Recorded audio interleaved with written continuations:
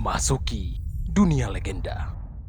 Di suatu siang yang ditemani kabut, terlihat beberapa jeep militer berjalan beriringan pada hamparan tanah datar tanpa ada bangunan apapun di sekitar. Di dalam salah satu jeep tersebut, ada beberapa pria dan wanita mengenakan pakaian formal dengan ditemani oleh seorang petugas militer. Petugas yang menutup penuh wajahnya dengan masker dan kacamata bilang pada mereka, "Mungkin kalian udah diberitahu, tapi jangan tinggalkan area yang udah ditentukan. Hindari perkataan dan tindakan yang mungkin bisa memprovokasi para tahanan. Tolong berhati-hatilah." Di tengah ketegangan para penumpang sipil mendengar ucapan barusan, seorang wanita memperkenalkan dirinya sebagai Lala kepada pria di sampingnya yang berkacamata. Lala bilang, "Halo, aku Lala. Aku datang untuk mengajar sains." Si pria menjawab dengan wajah serius, "Aku Dante Kang. Aku juga guru sains." Seketika suasana mencekam di dalam mobil pun mulai mencair. Orang-orang di sana mulai tersenyum dan tertawa, menceritakan latar belakang profesi mereka sebagai guru. Ada yang ngajar mata pelajaran etika, musik, seni, bahkan matematika. Hingga akhirnya salah satu dari mereka, alias pria pengajar mata pelajaran etika pun bilang, "Akhirnya aku bisa bernapas sekarang. Kalian tahu kita nggak bicara sepatah kata pun hingga kita sampai di sini, bukan? Semuanya sangat tegang. Siapa sangka kita akan berakhir di sini? Penjara terbesar di dunia yang disebut neraka, Falkland." Mendengar itu Lala meminta orang tersebut jangan menakut-nakuti mereka. Lagian setahu Lala penjara ini disebut penjara internasional. Nggak mungkin terjadi hal-hal yang aneh. Tapi si Etika malah bilang justru sebutan penjara internasional itu membuatnya curiga. Apalagi proses terbentuknya benar-benar mengerikan. 50 tahun yang lalu, di tengah gurun pasir, sebuah meteor besar menghantam. Dan 5 tahun berselang, kekuatan besar dunia bersatu untuk membangun sebuah penjara di atasnya. Cerita itu langsung mengagetkan semua orang di dalam mobil. Ada dari mereka yang pernah mendengar cerita itu sebagai legenda online di mana tempat tersebut digunakan untuk fasilitas guna mengurung alien. Bahkan foto satelitnya menunjukkan bentuk kehidupan yang aneh. Tapi si Etika ngelanjutin, seorang ilmuwan mengatakan kalau Falkland membuka gerbang neraka. Kalian tahu, mungkin kita akan mengajar para monster. Apakah para pengajar pantas percaya pada hal seperti itu? Pada akhirnya orang bisa hidup di mana aja. Semua orang punya hak untuk belajar, nggak peduli siapapun mereka. Tukas Dante seakan nggak peduli dengan cerita itu. Lagian menurut Dante, meskipun Falkland adalah penjara internasional yang berisikan para kriminal kelas dunia, mereka itu cuma kurang pendidikan aja. Sebuah ucapan arogan yang membuat si Etika lumayan kesal. Prajurit militer akhirnya mengumumkan kalau 5 menit lagi mereka akan memasuki Falkland. Persis saat si prajurit bilang kalau gerbang pertama akan terbuka, sontak semua guru yang ada di mobil, termasuk Dante, kembali tegang ketika ngelihat area Falkland dari balik jendela besi mobil. Pada dasarnya Dante dan semua guru tersebut sedang mengikuti proyek pendidikan untuk tahanan. Setelah melewati spanduk selamat datang, para guru pun diturunkan dari mobil di area parkiran. Mereka diperingatkan kalau mengambil foto nggak diperbolehkan, termasuk ngeluarin barang sembarangan tanpa izin. Tapi yang membuat Dante heran, kemanapun dia memandang ada kabut. Semuanya terlihat nggak jelas karenanya. Sehingga dia pun paham kenapa area penjara itu disebut sebagai Falkland. Salah satu prajurit pun bilang kepada para guru, kalau mereka akan diantarkan ke ruang kelas setelah menyerahkan barang-barang mereka. Mereka akan dipandu ke masing-masing kelas yang telah ditugaskan. Yang paling penting mereka wajib mengikuti instruksi demi keamanan semuanya. Pada akhirnya para guru pun terpisah berdasarkan kelompok kelas masing-masing. Meskipun prajurit udah mewanti-wanti barusan, selagi dalam perjalanan menuju kelas, Dante menguatkan tekad kalau nggak ada yang perlu ditakuti. Baginya penjara ini sekalipun tetaplah tempat di mana orang tinggal. Dante nggak pernah tahu kalau tragedi sedang menunggu kedatangannya.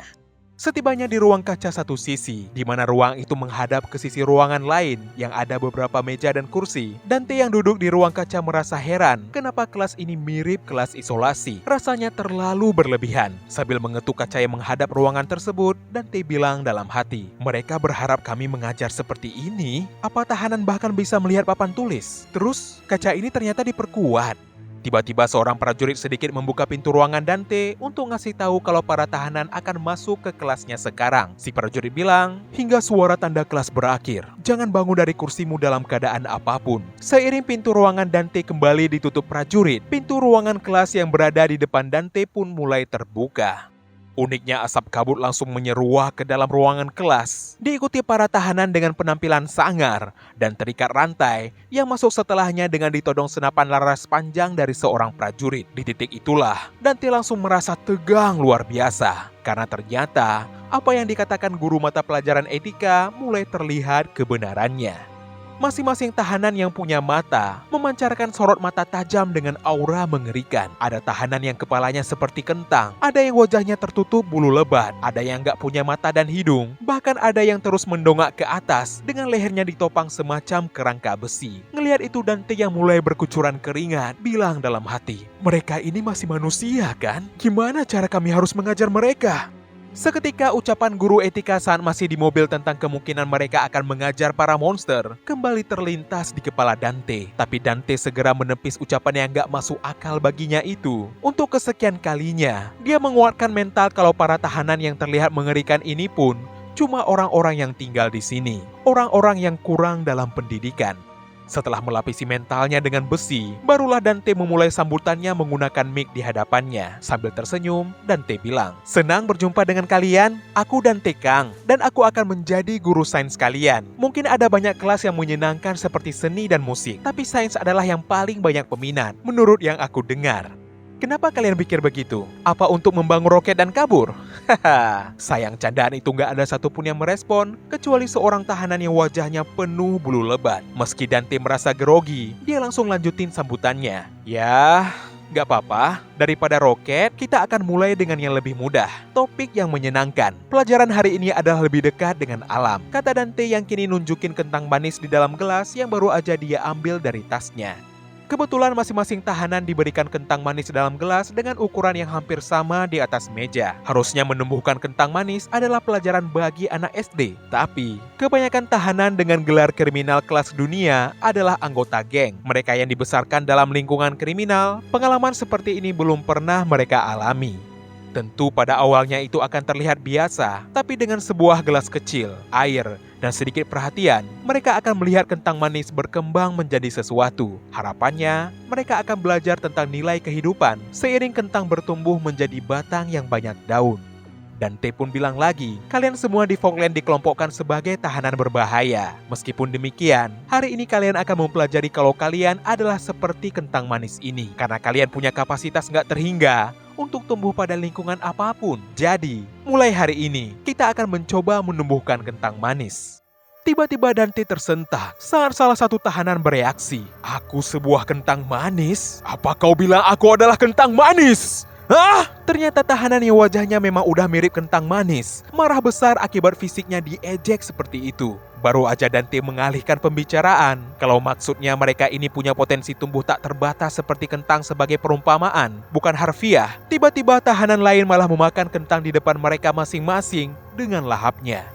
Mereka nggak peduli sedikit pun pada larangan Dante memakan kentang. Malahan salah satu tahanan dengan rambut kuncir kuda bilang dengan tegas, "Hei, hentikan omongan bodoh itu. Katakan pada kami gimana caranya membuat kabut." Kabut? Tempat ini kan punya banyak kabut. Apa kau penasaran gimana terciptanya kabut? Jawab Dante makin tegang. Persis saat Dante menampik ucapan kuncir kuda, kalau dirinya bukan ilmuwan melainkan seorang guru, tiba-tiba kaca tebal yang diperkuat di hadapan Dante itu retak parah nyaris hancur, yang membuat Dante terkejut luar biasa. Parahnya lagi ternyata kuncir kuda menghancurkan kaca keras itu menggunakan hantaman jidatnya tanpa terluka sedikit pun. Sontak Dante menjerit histeris. Ngelihat kuncir kuda nggak berhenti mengintimidasinya. Dengan wajah panik, Dante segera memanggil pihak keamanan via earphone-nya. "Ruang kendali! Seorang tahanan menghantam kacanya!" kata Dante yang terkaget-kaget. Kenapa kaca yang diperkuat bisa pecah seperti itu? Dalam sekejap beberapa prajurit militer langsung memasuki ruang kelas tersebut sembari meneriakkan ucapan kode Omega berkali-kali. Mereka menyuruh Dante untuk tiarap karena semua yang di sana akan ditembak semuanya. Peluru demi peluru dari senapan laras panjang menembus tubuh para tahanan layaknya pembantaian massal. Dan pastinya kaca yang udah retak itu nggak bisa menahan gempuran peluru yang meluncur tanpa henti. Seiring darah berterbangan kemana-mana, Dante yang masih sayang nyawa segera berlari ke pintu keluar sembari teriak, "Apa ini? Hentikan! Berhenti!" Tunggu hingga semua orang dieksekusi, respon salah satu petugas. Dante pun bilang, apa? Kau akan menghabisi semua orang ini? Gak peduli beberapa orang gak bisa melihat apa yang ada di hadapan mereka. Kalian semua, kata Dante yang merasa iba dengan pembantaian gak adil ini. Apalagi sosok yang gak punya mata, ditodong wajahnya dengan senapan laras panjang dari jarak dekat. Namun siapa sangka, justru sosok tanpa mata itu yang berbadan besar mencengkram kepala petugas dengan keras hingga mulai mengucurkan darah. Baru aja Dante melongo ngeliat itu, tanpa ampun si kawan menghancurkan kepala si petugas sampai semua isinya keluar, cukup dengan genggaman tangannya aja. Dan setelahnya, secara berturut-turut para tahanan brutal yang masih tersisa membantai para petugas dengan cara yang sulit diungkapkan kata-kata. Seakan mereka bisa merobek tubuh para petugas dengan gampang, cukup dengan tangan kosong aja. Gak tahan ngelihat pembantaian sadis yang terlalu mengerikan itu, membuat Dante terduduk di sudut ruangan kesulitan bernapas. Hingga akhirnya sebelum kehilangan kesadaran, dia ngelihat sosok tahanan yang menggunakan topeng wajah dari plastik kresek masih duduk di kursinya. Dengan kentang masih utuh di atas meja, menatapnya dengan sorot mata dingin. Gak berselang lama, Dante pun siuman di ranjang tingkat pada suatu ruangan yang kebetulan tahanan topeng plastik kresek juga berada di sana. Dante yang mencoba duduk di kasur, menatap mata si kresek lumayan lama sebelum akhirnya bertanya, "Kau siapa?" Belum juga si kresek ngasih jawaban, tiba-tiba Dante tersentak karena ngeliat ke sekitarnya udah mirip seperti ruangan penjara. Apa? Di mana tempat ini?" kata Dante setengah teriak seraya berdiri dari kasur. Mendengar si kresek bilang kalau ruangan ini adalah rumahnya, Dante langsung berkesimpulan kalau si kawan adalah seorang tahanan. Barulah setelahnya Dante teringat kalau sebelumnya sempat terjadi kerusuhan kacau, terjadi penembakan brutal, tapi kemudian malah petugas yang terbantai dengan begitu sadis. Dante juga teringat di akhir pembantaian itu dia kehilangan kesadaran. Untuk memastikan kecurigaan, Dante pun bertanya lagi pada si kresek.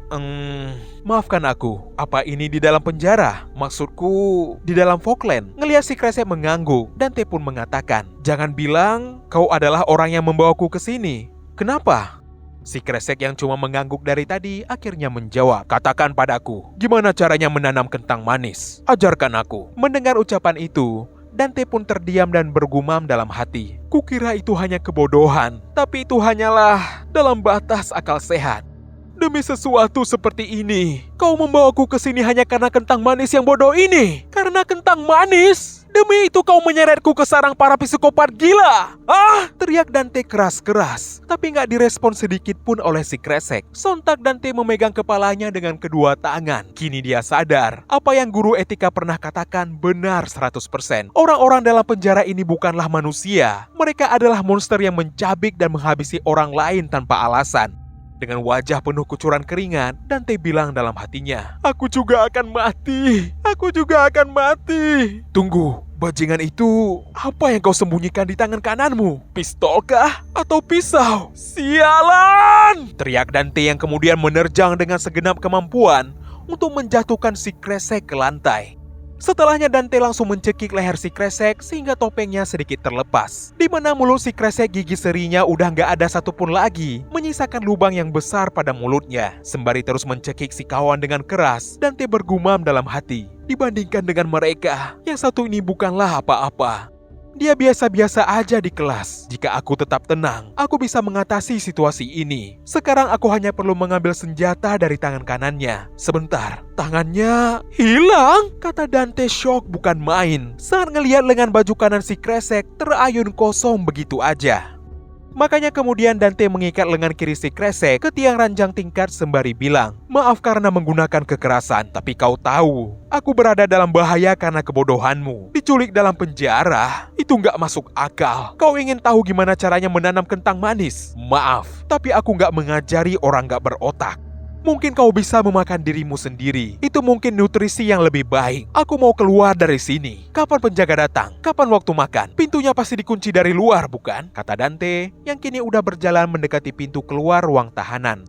Sambil menatap keluar dari balik jeruji besi, Dante yakin kalau kerusuhan sebelumnya pasti membuat penjara ada pada status siaga tinggi. Ada kemungkinan pasukan keamanan mencari dirinya saat dia melihat penjaga atau siapapun keluar dari penjara cuma masalah waktu aja. Namun tiba-tiba Dante terperanjat karena di luar jeruji besi gak terlihat apapun. Akibat semuanya tertutup dengan kabut. Dante pun mencoba menarik-narik pintu penjara itu sambil berteriak, "Hei, apa ada orang di luar sana? Hei!" Seketika pintu penjara itu malah terbuka yang membuat Dante tersentak kaget. Persis saat daun pintu terdorong keluar ruangan, Dante berjalan setengah langkah untuk melihat ke sekitar. Betapa kagetnya Dante ngelihat apa yang ada di hadapannya, bahkan sampai berdiri mematung. Karena di sana terhampar ruangan sel yang gak terhitung jumlahnya. Persis di dalam cekungan raksasa, di mana kabut melayang pada setiap area, hingga ujung batas mata memandang. Sontak Dante pun terduduk lemas di pintu dan bilang, "Apa? Tempat apa ini? Ini bukan penjara. Gak mungkin ini adalah sebuah penjara. Kemana kau bawa aku? Kemana kau bawa aku?" Namun tiba-tiba mulut Dante tertutup oleh tangan kiri si kresek yang membuatnya tercekat luar biasa. Si kresek yang berhasil melepaskan diri dengan gampang dari ikatan di ranjang tingkat pun bilang, "Diamlah, kau udah berteriak tanpa henti. Kau gak bisa pergi dari sini. Diam aja dan hidup." "Hidup? Di sini? Di tempat pembuangan ini? Apa kau gila? Aku seorang warga sipil. Aku bukan berasal dari sini. Aku bukan seperti kalian," jawab Dante seraya melepaskan sekapan tangan kiri si kresek dari mulutnya dengan urat wajah yang bangkit.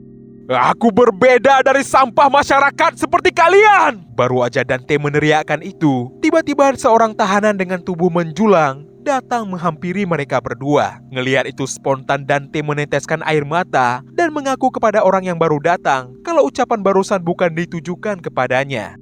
Tapi si kresek sama sekali gak gentar terhadap orang bertubuh besar. Malahan dia mengejeknya sebagai babi. Sehingga si kawan yang terbakar emosi langsung menghantam wajah Dante dengan keras, menghempaskan kacamatanya hingga membuatnya terkapar di lantai dengan mulut dan hidung mengucurkan banyak darah.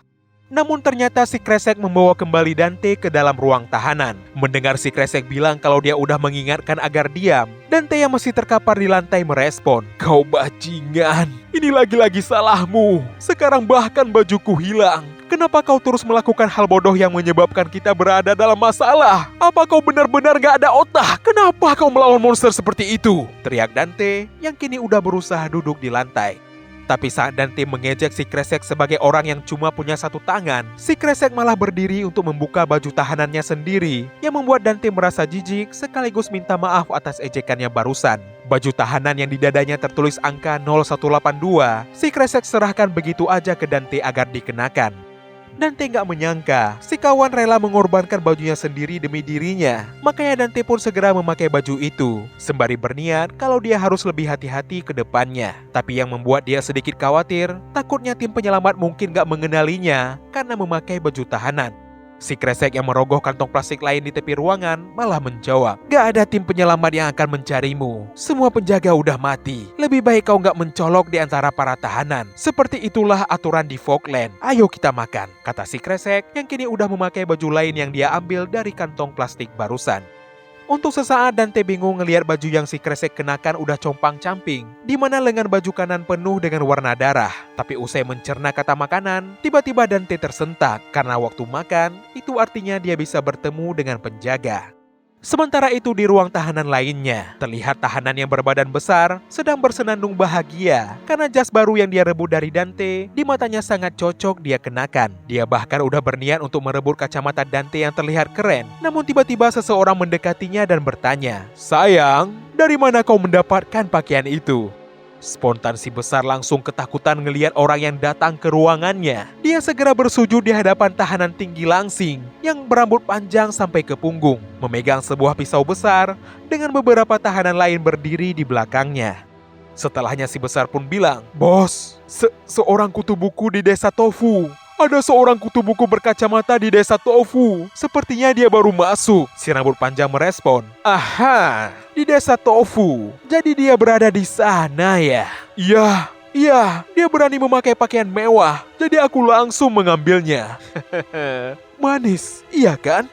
Bukannya menjawab, tiba-tiba si rambut panjang malah menusukkan pisaunya pada kepala si besar secara beruntun, yang membuatnya langsung tewas bersimbah darah dalam sekejap. Barulah kemudian si rambut panjang bilang sambil menatap pisau besarnya yang basah dengan darah, "Akhirnya Kutemukan kau, guru. Ya, sosok rambut panjang itu pernah mengikuti kelas Dante sebelumnya. Sekejap kemudian, terlihat Dante menyusuri jalan setapak di sekitaran sel bersama si kresek untuk pergi ke tempat makan. Sepanjang perjalanan, Dante ngelihat sendiri keadaan mencekam di luar nalar di sana. Mulai dari sebuah hutan dari semen abu-abu, kulit yang tampak seperti kamuflase, mata yang seperti hewan kelaparan. Hal itu semua membuat Dante bergetar gak karuan, karena orang-orang yang dia lihat lebih mirip seperti monster buas ketimbang manusia. Dengan gagak memakan jasad manusia yang bergelantungan di sekitar, Dante pun kini sadar kalau Fogland bukanlah penjara, melainkan lebih seperti sebuah hutan gak berujung. Mau berapa kali pun Dante mengucapkan komplain kok bisa orang-orang berkeliaran bebas dalam penjara, bahkan ada yang terlihat mabuk, termasuk mayat-mayat yang bergelantungan di tempat tinggi. Kalau memang Fogland didirikan oleh PBB, kenapa tempatnya berlangsung seperti ini? Tapi si kresek cuma merespon kalau suara Dante terlalu kencang barusan. Dante yang merasa frustasi akhirnya bilang dalam hati, "Apa yang sedang kau lakukan, Dante? Kau pikir dia akan berbaik hati menjelaskan segalanya padamu? Apa sekarang kau menunjukkan gejala sindrom Stockholm dan mulai bersimpati padanya? Orang ini adalah penculik dan mata itu persis seperti orang gila. Dia juga berbahaya. Jangan percaya pada siapapun, Kang Dante," kata Dante yang kini bersiaga terhadap siapapun yang ada di sekitarnya. Usai berjalan agak lama, Dante dan si kresek pun tiba di bangunan yang ada tulisan spanduk Chow Hall di atasnya, bersama para tahanan lain. Ngelihat tahanan duduk dan antri dengan tertib untuk mendapatkan makanan, Dante yang penasaran menduga kalau ada petugas yang mengawasi jalannya pembagian makanan. Dan benar aja, ada seseorang dengan seragam polisi yang berdiri di samping tahanan yang piket membagi makanan untuk yang lain.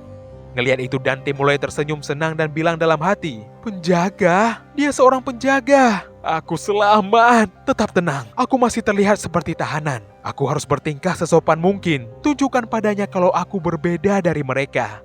Setelah si kresek kelar mendapat bagian makanannya, kini giliran Dante yang berdiri menghadap pembagi makanan. Sewaktu pembagi makanan mau ngasih ke wadah Dante, tiba-tiba Dante malah berbisik, "Pak, apakah Anda adalah seorang penjaga? Aku adalah seorang guru yang ditugaskan untuk proyek mengajar tahanan, Kang Dante. Aku diculik ketika kerusuhan oleh pria bertopeng di sebelah kanan. Kau tahu ada kerusuhan, iya kan? Kalau enggak, segera hubungi atasanmu. Guru Kang Dante yang hilang, mereka pasti sedang mencariku." Namun tiba-tiba dari mulut penjaga meneteskan air liur mencurigakan. Belum lagi matanya persis orang gila seperti tahanan lain. Sontak Dante terkejut luar biasa. Harapan selamatnya langsung hilang terpukul realita. Bersamaan dengan kepalanya juga kena pukul oleh centong pembagi makanan. Dante pun duduk termangu di meja makan tanpa sadar makanannya dilahap tahanan lain.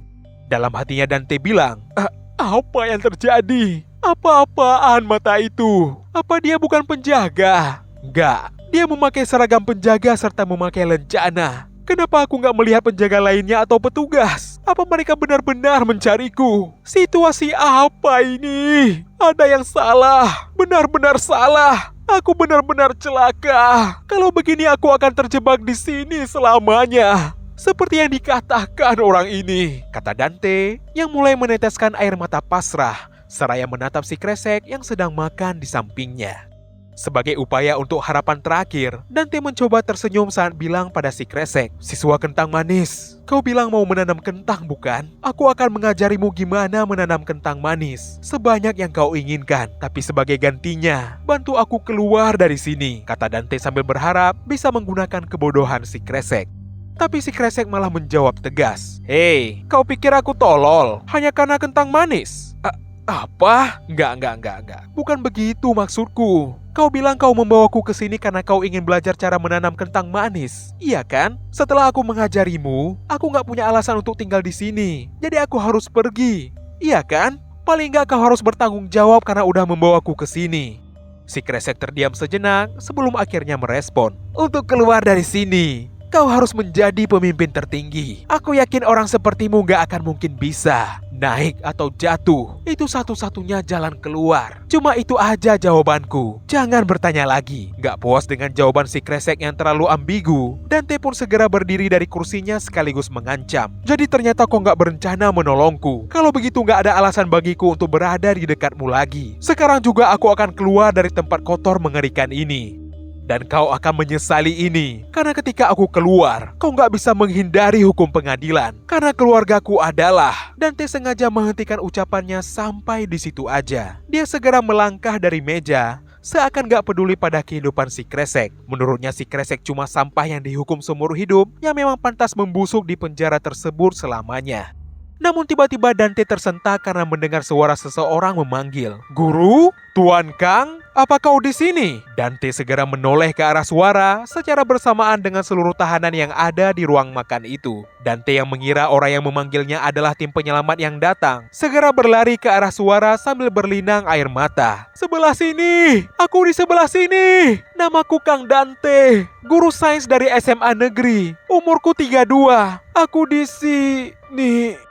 Seiring siluet orang yang memanggilnya mulai terlihat jelas. Sosok tinggi berambut panjang yang bahkan harus menggabungkan 3 baju tahanan untuk menutupi tubuhnya. Di mana di belakangnya juga udah berdiri para pengikutnya yang menyeramkan. Harapan selamat Dante lagi-lagi sirna. Dan bahkan kali ini berganti dengan ketakutan. Karena sosok di hadapannya terlalu mengerikan. Untuk bicara kepada Dante, sembari tersenyum si tinggi sengaja membungkukkan badan. "Lama gak jumpa, guru. Masih ingat aku? Aku pernah ikut kelas kentang manismu loh." Dante yang mundur perlahan ke belakang menjawab, "Hah? Tentu aja," kata Dante yang gak akan bisa lupa. Karena waktu itu adalah pertama kalinya dia melihat seseorang sebesar itu. Spontan salah satu pembagi makanan bersuara dengan wajah ketakutan sama seperti tahanan lain di sana. Para shoulder itu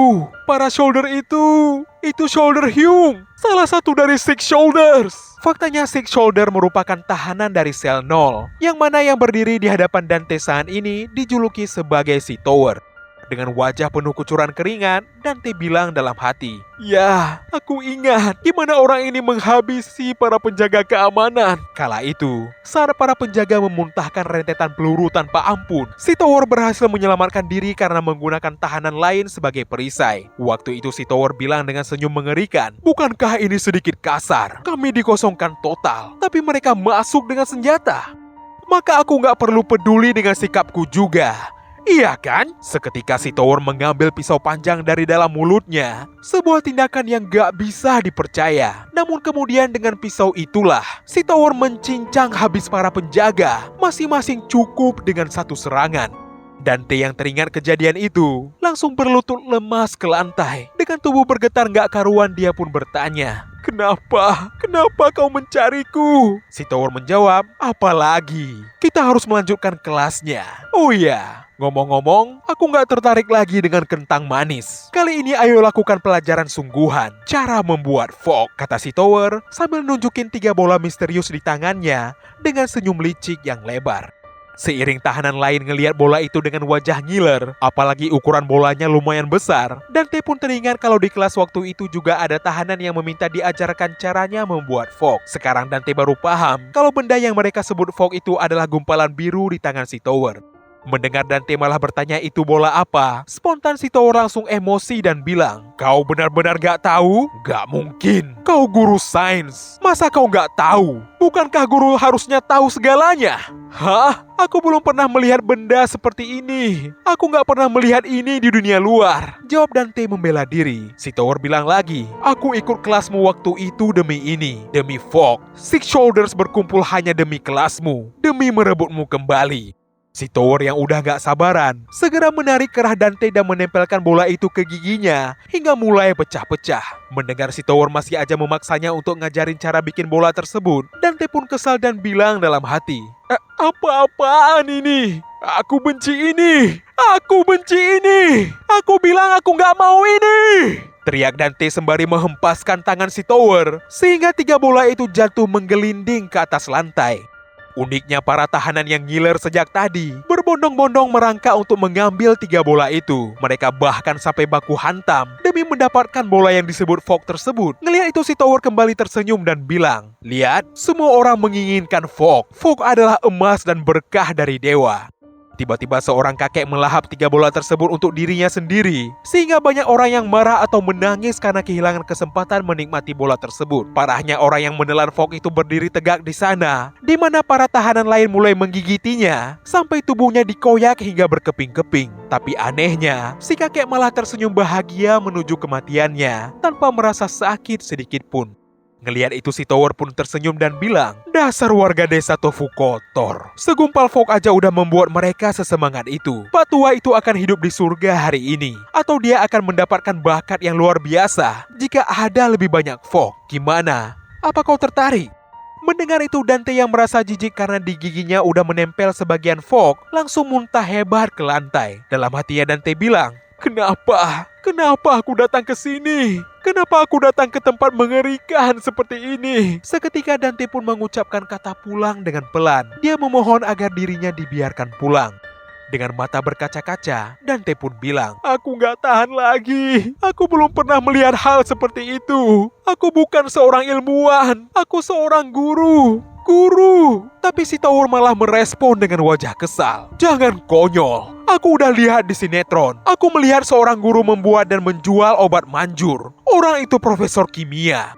Beda, aku gak sama. Aku gak punya gelar doktor. Aku hanya seorang guru SMA. Teriak Dante seraya mengucurkan air mata yang gak tertahankan lagi. Suasana pun hening untuk sesaat. Sebelum akhirnya si Tower menjawab, jadi maksudmu kau gak mampu? Aku yang pertama menemukannya, Pak Guru. Kukira aku udah menang. Kukira aku bisa menjadi sang penguasa tertinggi, kata si Tower yang kemudian ngeluarin pisau panjang dari mulutnya. Mendengar si Tower bilang kalau dirinya cuma bajingan gak berguna, seketika ingatan Dante tentang masa lalu yang gak menyenangkan kembali berputar dalam kepalanya. Waktu itu sang ayah melempar kertas sertifikat tenaga didik milik Dante sembari bilang dengan keras, benar-benar gak berguna. Kau mengambil sertifikat mengajar? Apa kau mau mengajar anak-anak? Gak ada anggota keluarga kita yang gelarnya di bawah profesor. Apa kau mau mencemari nama keluarga kita? Siapa yang mau diajar orang yang gak menerbitkan satu penelitian pun selama 6 tahun, bodoh? Bahkan sang ibu juga bilang, Dante, itu namanya kabur dan menghindari kenyataan. Coba siapkan disertasimu 1 tahun lagi. Tapi abang Dante malah merespon, Ibu, ayah, hentikan. Apa salahnya menjadi guru? Biarkan dia melakukan itu. Bukankah Dante yang merasa paling menderita? Dia udah 6 tahun gagal meraih gelar doktor. Yang paling penting harus bisa sadar diri, iya kan? Bukannya membela, si abang malah menyindir dengan ucapan yang sangat menusuk hati. Nyatanya anggota keluarga Dante memang orang-orang hebat. Mulai dari sang ayah yang cukup terkenal untuk masuk TV, sang ibu yang bergelar doktor hukum, dan si abang yang menjadi presiden lembaga psikologi di usia muda. Dante juga dulunya dihormati di meja dosen, tapi di rumah dia diperlakukan lebih rendah dari binatang. Hingga suatu hari di meja makan keluarga yang mewah, sang ayah mendapati sebuah surat dari Dante. Sang ayah bilang, Mahkamah Pidana Internasional IPA CSS? Apa ini? Dengan percaya diri Dante menjawab, itu sebuah penjara PBB. Aku akan mengajar di sana. Itu dikelola PBB dan bayarannya juga lumayan. Mendengar itu si abang yang ada di seberang meja merespon, aku tahu tempat itu. Itu namanya Falkland, bukan? Wah, luar biasa. Aku dengar semua orang gila di dunia masuk ke sana. Baru aja Dante berargumen kalau masih ada orang waras yang tinggal di sana, sang ibu malah bilang, Dante, meski begitu, apa iya kau harus pergi sejauh ini? Ibu udah puas dengan pemasukan stabil dari sekolahmu yang sekarang?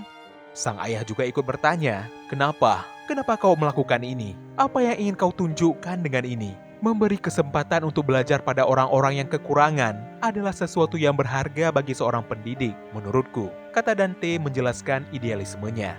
Namun tiba-tiba si abang malah bereaksi. Sampai menumpahkan wine ke baju formalnya termasuk memercikkannya ke wajah Dante. Si abang kemudian bilang, maaf, aku menumpahkannya ke sekujur pakaianku karena kau mendadak mengatakan hal yang kedengaran hebat begitu. Dante, apa kau tahu, ucapanmu barusan tadi gak profesional. Itu adalah dorongan yang lahir dari keinginan untuk diakui. Bukankah karena kau gagal meraih gelar doktor, jadi kau berpura-pura memilih jalur yang berbeda? Seakan-akan kau punya tugasmu sendiri, supaya kau bisa bersikap seolah kau setara dengan kami. Kau cuma ingin membenarkan ketidakmampuanmu dengan tindakan-tindakan eksentrik ini, bukan? Dante yang kesal disindir seperti ini merespon, kenapa kau menghakimi niat orang lain berdasarkan pemikiranmu sendiri? Si abang menjawab, aku khawatir padamu. Itu gegabah. Bertindak gegabah cuma karena merasa minder. Itu hanyalah bukti dari kebodohan, kata si abang yang mengucapkan kekurangan Dante secara frontal untuk pertama kalinya. Tapi saat ini Dante membenarkan ucapan abangnya itu. Dia benar-benar orang bodoh yang menjerumuskan dirinya ke dalam pilihan bodoh. Seiring pisau panjang si tower melesat secepat kilat ke arah lehernya, Dante yang udah pasrah bilang dalam hati, "Aku akan mati dengan menyedihkan di tempat kotor dan jelek ini. Akibat kurangnya pengetahuan, itulah aku." Persis saat pisau itu nyaris memenggal kepala Dante yang banjir air mata, tiba-tiba si kresek melempar garpu di tangan kirinya dengan kecepatan yang benar-benar gila, menembus lengan si tower yang memegang pisau dalam sekejap sampai menancap keras ke dinding ruangan. Sakit dahsyatnya lemparan garpu itu, si tower menjerit histeris kesakitan akibat lengan kanannya terkoyak mengerikan. Makanya pisau panjang pun terlepas dari tangannya. Bahkan karena saking cepatnya lesatan garpu barusan, si tower pun teriak, "Pistol! Beraninya ada yang membawa pistol!" Baru aja meneriakkan dugaan yang salah total, tiba-tiba kepala si tower udah dijambak dengan keras oleh si kresek, yang secara mendadak udah berada di hadapan si tower sekaligus Dante. Tanpa ampun, si kresek melepaskan tendangan lutut berputar yang menghantam leher si tower dengan begitu dahsyat, hingga titik hantaman lutut itu menghancurkan beberapa tulang belakang si tower sampai berkeping-keping. Alhasil leher panjang si tower yang seperti menara pisah langsung terjatuh menghantam lantai dengan begitu keras, sehingga para tahanan lain yang terkaget-kaget pun bilang secara serentak, "Tower tumbang! Seorang shoulder baru telah lahir!" Itu adalah pertama kalinya Dante ngelihat penampakan wajah asli dari si kresek.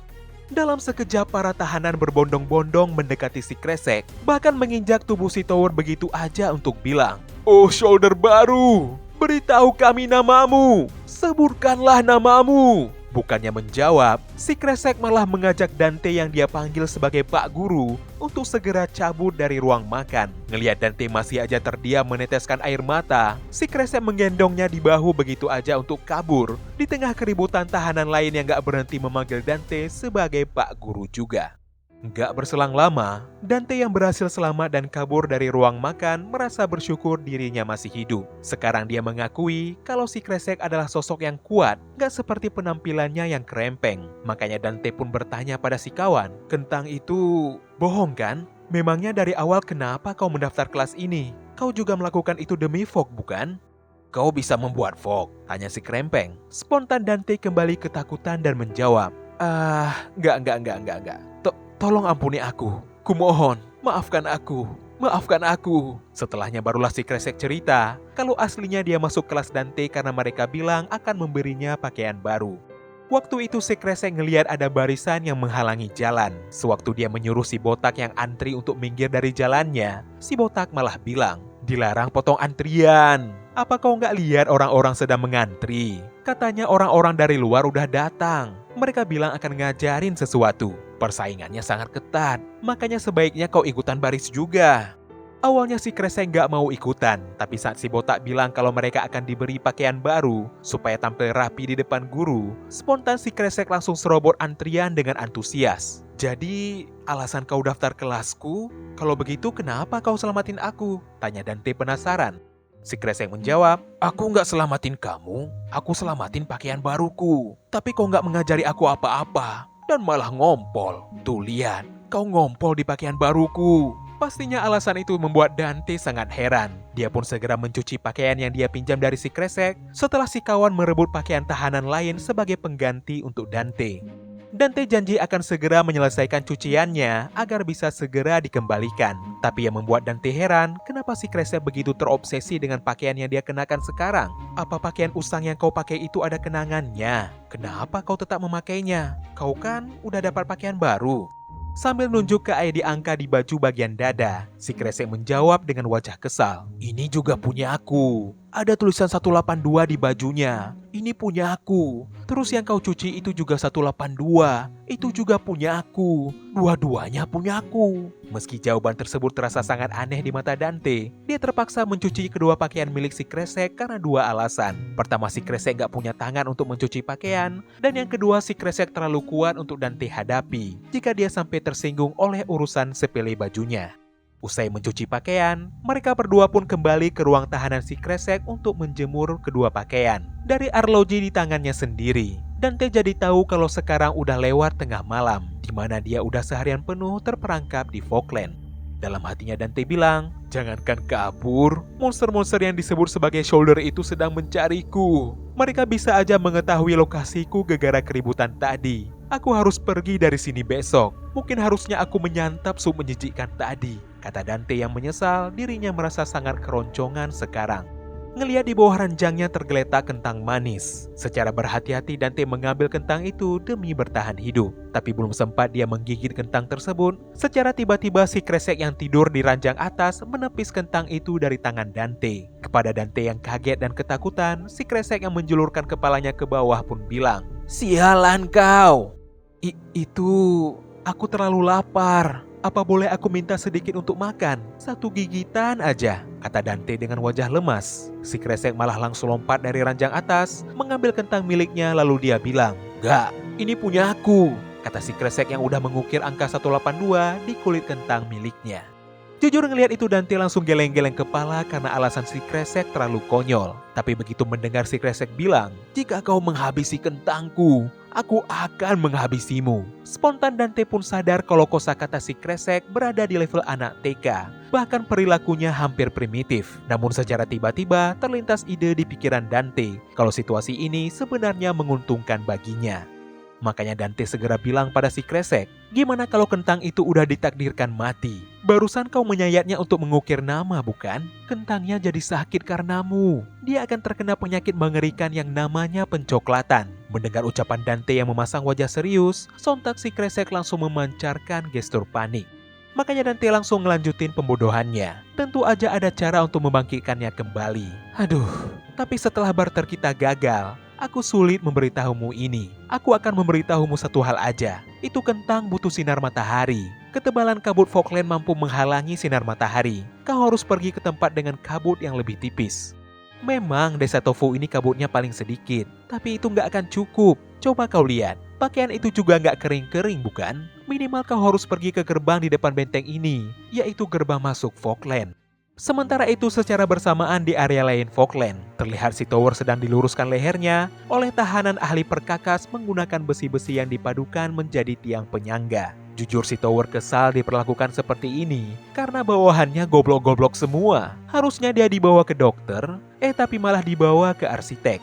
Tapi yang paling membuat si Tower kesal, bakat yang udah lama dia kumpulkan dari Fogg, yaitu tulang punggungnya yang lebih kuat dari baja, terutama tulang leher yang sangat keras dan dia banggakan bisa dipatahkan begitu aja cuma dengan 1 serangan. Menurut si Tower, guru bodoh itu pasti udah mampus di tangan orang yang mematahkan lehernya. Mau gimana pun si Tower berencana untuk menangkap bocah kresek itu, karena menduga dia memonopoli Fogg di suatu tempat. Namun tiba-tiba terdengar suara dari samping si Tower yang bilang, "Ternyata benar kalau kau menemukan guru itu ya." Spontan bawahan si Tower kaget parah sekaligus ketakutan ngelihat si rambut kuncir udah berada di markas mereka secara mendadak tanpa ketahuan. Adu mulut pun terjadi sesaat antara si Tower dan si Kuncir. Si Kuncir bilang kalau mereka udah setuju membentuk aliansi, jadi seharusnya mereka sepakat akan berbagi jika menemukan guru sains itu. Tapi si Tower malah merespon dengan senyum licik, "Jangan melantur bro, akulah yang akan menjadi sang pemimpin tertinggi." Namun tiba-tiba dengan gerakan tak kasat mata, si Kuncir merebut palu milik si arsitek. Sekaligus udah berdiri di belakang si Tower sambil menjambak rambutnya. Sembari bersiap mengayunkan palu itu, si Kuncir bilang, "Mimpimu terlalu besar dibanding bakat yang kau punya." Sontak si Tower langsung panik dan bereaksi, Tunggu. Menyerang orang cedera itu tindakan pengecut bukan?"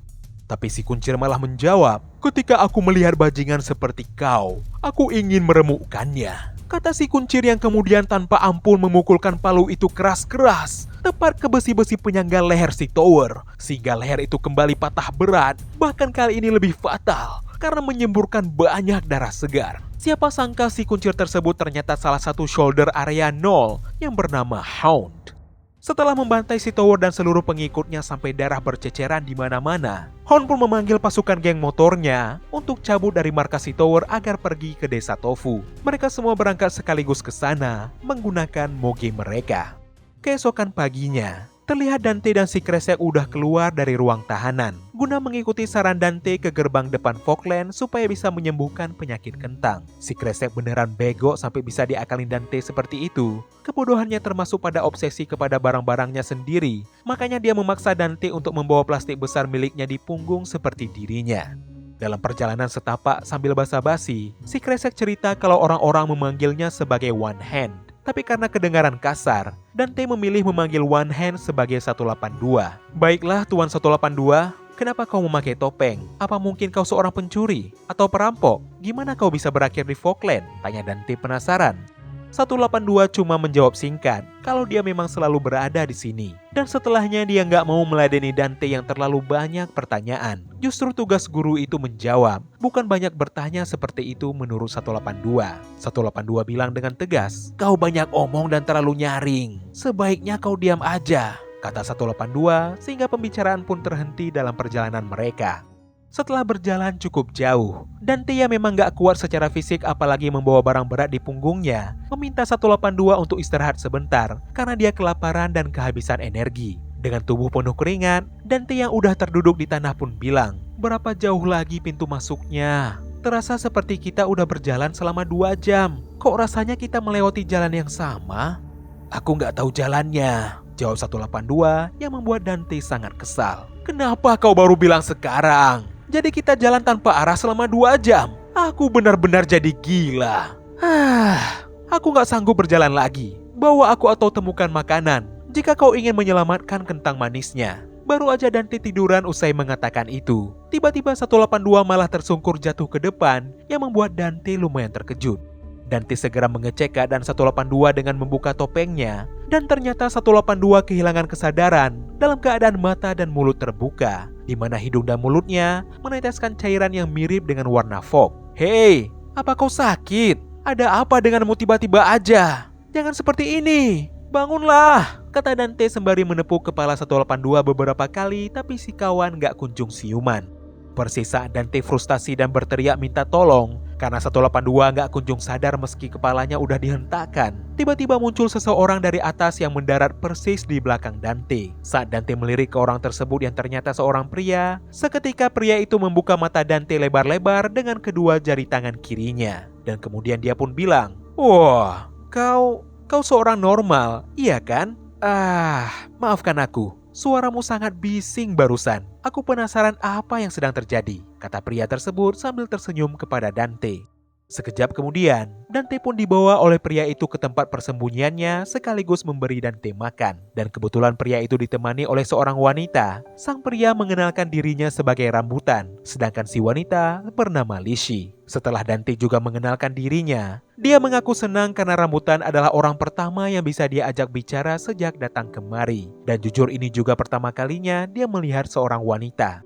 Mendengar itu Lishi pun senang sembari memeluk Rambutan dari belakang. Lishi gak menyangka dirinya masih terlihat seperti wanita, padahal udah memotong rambutnya lebih pendek agar terlihat lebih macho. Masalahnya di desa Tofu, wanita terlalu mencolok bagi tahanan lain. Rambutan cerita kalau mereka berdua datang dari dalam, di mana semakin mendekati pusat, semakin sedikit keberadaan konsep grup besar. "Pusat? Apa ada banyak orang normal seperti kalian di pusat?" tanya Dante penasaran. Rambutan menjawab, "Hahaha, nggak juga sih. Desa Tofu adalah di mana para tertolak berakhir. Banyak produk rusak di sini. Ngomong-ngomong, apa kau baru di sini? Atau kau belum pernah mengkonsumsi fog?" Dante merespon, "Ya, sebenarnya aku bukan seorang tahanan. Aku nggak bisa menjelaskan detailnya. Tapi aku ini diculik oleh orang yang terbaring di sana," kata Dante seraya menunjuk ke 182 yang tertidur di kasur. "Bentar, maksudmu kau diculik ke dalam Falkland?" Melihat Dante mengangguk, Rambutan yang kaget pun bilang, "Kau diculik selama misi penculikan guru bukan?" Kok kalian tahu?" tanya Dante keheranan. Rambutan menjawab, "Semua orang tahu kok. Para Shoulders memanipulasinya terlebih dahulu. Mereka menghalangi yang lain menghadiri kelas." Dante gak menyangka operator dan penjaga ternyata sebodoh itu sampai bisa tertipu oleh para Shoulders. Setelah Rambutan mengaku kalau dia bukan Shoulders, Lishi pun bertanya tentang 182 karena dia gak pernah ngelihat seorang Shoulder seperti dirinya. Dante menjawab, "Kupikir dia bukan salah satu dari mereka. Dia menculikku hanya untuk belajar gimana cara menanam kentang manis." "Apa kau serius?" Bukan untuk Fog, tapi demi kentang manis. Maaf. Hanya aja dari semuanya malah kentang manis. Kata rambutan sambil tertawa bersama Lychee. Ngelihat itu spontan Dante berlinang air mata haru dan bilang dalam hati, orang-orang normal ini, mereka tertawa bersamaku, mengerti buruknya situasiku. Terus, kau terjebak dengan orang itu? Tanya rambutan usai meredakan gelak tawanya. Dante menjawab, enggak juga. Untuk saat ini, aku mengikutinya dengan manfaatin dia sebagai pengawal. Tapi mungkin karena cuaca panas, dia berakhir seperti itu. Tapi Lychee langsung menyanggah, enggak, itu adalah limbo, suatu tipe gejala penolakan. Lebih tepatnya penolakan dari Fog. Kau udah melihat orang-orang yang tergeletak di jalan bukan? Mereka mengalami limbo karena kekurangan Fog. Dia akan segera sadar, tapi limbo yang berulang akan mencairkan otak seiring waktu. Jadi, apa sebenarnya Fog itu? Tanya Dante makin penasaran. Rambutan dan Lychee sampai menatap satu sama lain saking gak percaya ucapan Dante barusan. Dan setelahnya rambutan pun bilang, kau benar-benar gak tahu apa-apa tentang Fogland ya? Fog adalah obat ajaib yang memberikan kemampuan.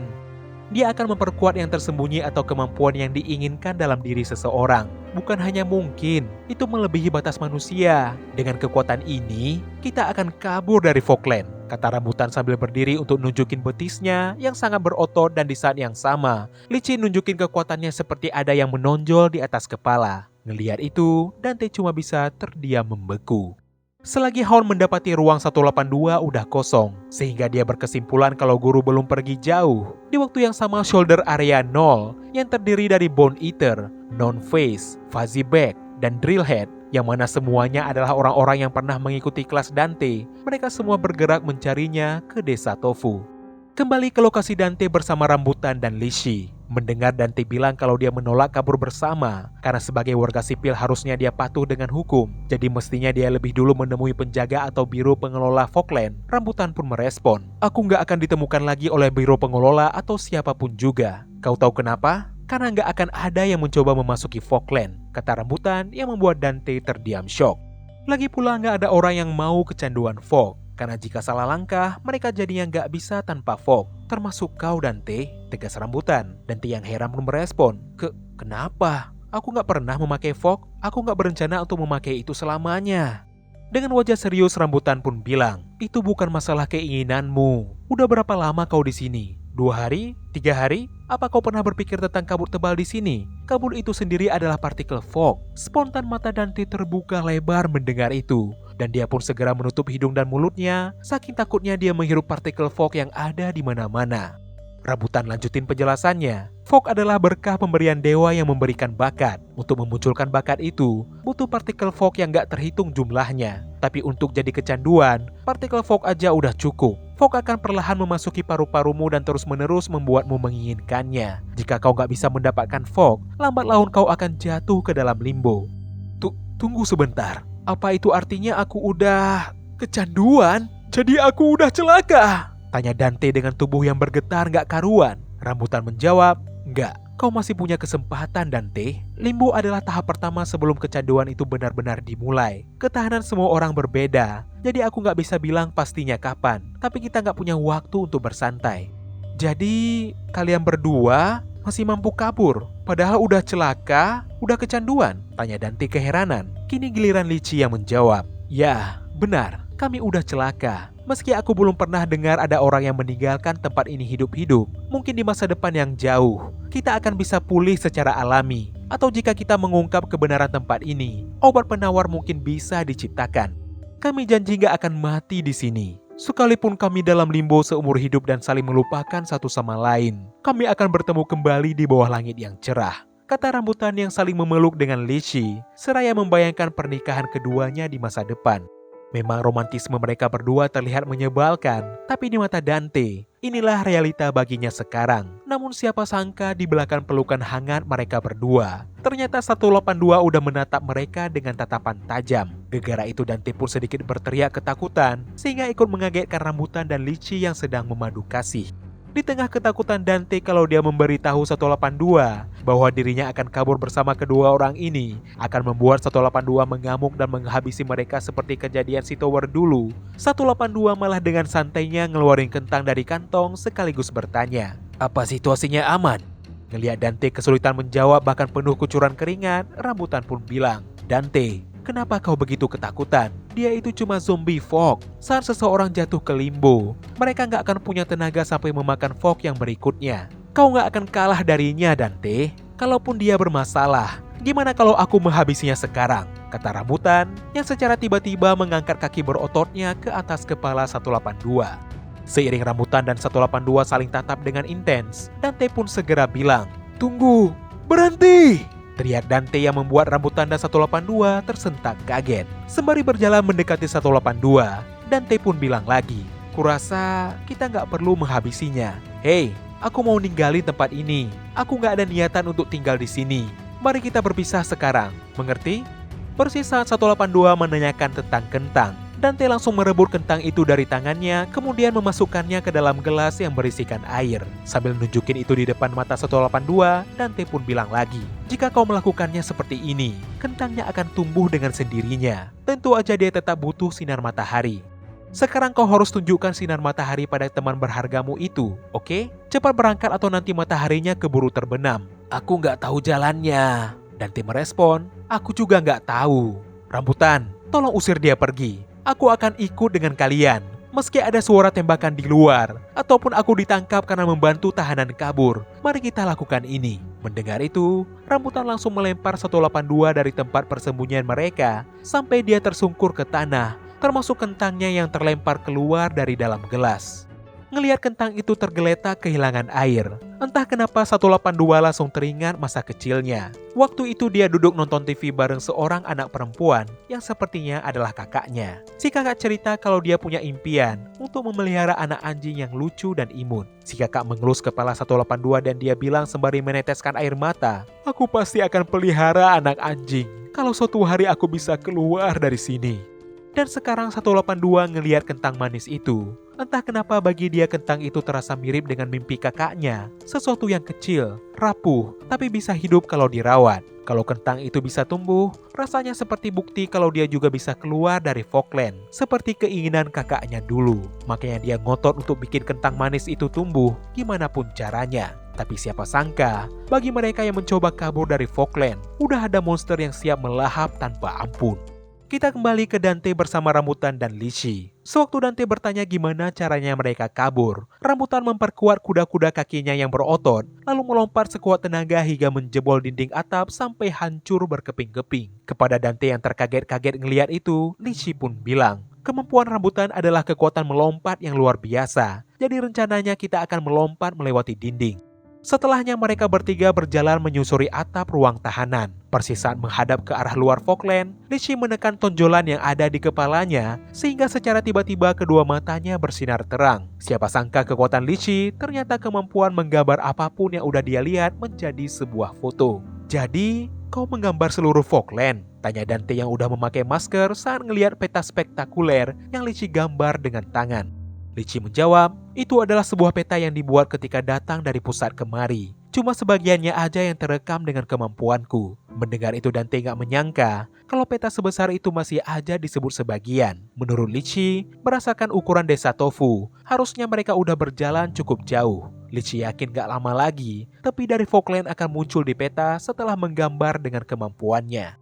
Tapi yang membuat Dante penasaran, kenapa Lychee menandai hal aneh di peta? "Ini apa maksudnya?" tanya Dante sambil nunjuk lingkaran bertanduk yang ada di peta tersebut. Entah kenapa Rambutan dan Lychee malah terdiam tegang mendengar pertanyaan itu.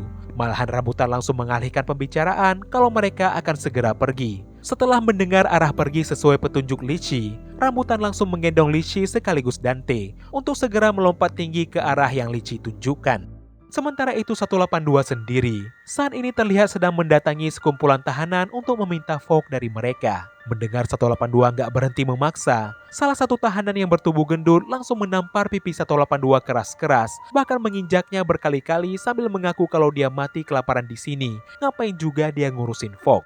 Namun tiba-tiba seorang tahanan yang rambutnya cepol 2 malah mengajak si gendut untuk makan aja 182 kalau memang lapar. Sambil mendekatkan sendoknya ke mata 182, si cepol bilang kalau dia mendengar rumor bahwa Fogg berasal dari daging manusia. Bahkan Bone Eater sendiri memakan orang karena Fogg. Di saat rekan-rekannya menyuruh si cepol berhenti karena istirahat makan siang akan tiba sebentar lagi, si cepol malah bilang dengan keras, "Pengecut kalian, kita harus mendapatkan Fogg sekecil apapun yang kita bisa. Dari mana sebaiknya kita mulai makan? Apa membelah tenggorokannya dan meminum darahnya dulu? Enggak. Kita congkel matanya aja." Baru aja si cepol bilang ucapan itu, seketika kepalanya kena tamparan keras dari samping sampai membuatnya terpental hebat. Bahkan gendang telinganya sampai keluar dari telinga. Selagi rekan-rekan si gendut terkaget-kaget, ngelihat si cepol terluka parah terkapar gak sadarkan diri seperti itu, ternyata yang menghantamnya barusan adalah Hound, salah satu dari Six Shoulders. Seiring si gendut dan para rekannya kabur pontang-panting, usai tahu penyerang mereka adalah Hound. Hound yang berdiri membungkuk di hadapan 182 bilang dengan tegas, "Akhirnya kutemukan kau, Baghead." Sebenarnya Hound punya dendam terhadap 182 saat pembantaian kelas Dante berlangsung. Waktu itu Hound sendiri yang menjebol kaca yang diperkuat untuk menculik Dante sendirian. Dalam pelariannya membawa Dante, Hound bilang dalam hati, "Haha, aku menang, bajingan tolol. Terlalu sibuk bertaruh sampai gak sadar kalau Pak Guru hilang dari sana. Bajingan Tower menggunakan anggotanya sendiri sebagai tameng peluru. Kau pikir aliansi ada artinya?" Namun tiba-tiba Hound sedikit tersentak karena mendengar suara langkah kaki yang mengejarnya. Saat ngeliat ke belakang, ternyata 182 berhasil menyusul pelariannya. Spontan Hound langsung berhenti dan bertanya tegas, "Hei kau berasal dari anggota mana? Kalau ngeliat penampilanmu, apa kau dari pihak Bone Eater atau Drillhead?" Bukannya menjawab pertanyaan itu, 182 malah mengatakan hal lain seraya nunjukin kentang manis di tangan kirinya. "Apakah kentang manis juga hewan?" "Hah? Kau ini bicara apa? Jadi kau nggak tahu? Apa aku harus bertanya pada guru?" Kata 182 yang membuat Hound makin emosi. Mendengar 182 mau membangunkan guru, Hound yang nggak tahan lagi menahan amarahnya bilang dengan tegas, "Kuman gila jenis apa lagi ini? Suasana hatiku sedang buruk. Dasar idiot nggak berguna. Kau terlalu menyebalkan, bajingan." Seketika Hound melepaskan Dante dan melesat secepat kilat ke arah 182 untuk menghajarnya tanpa ampun. Hound sampai mengepalkan tinju full powernya yang diperkuat Fogg, lalu melepaskan tinju itu sekuat tenaga yang dia bisa. Tapi hebatnya, 182 mampu menghindari tinju itu dengan sempurna dengan gerakan The Matrix ke belakang yang membuat Hound kaget luar biasa.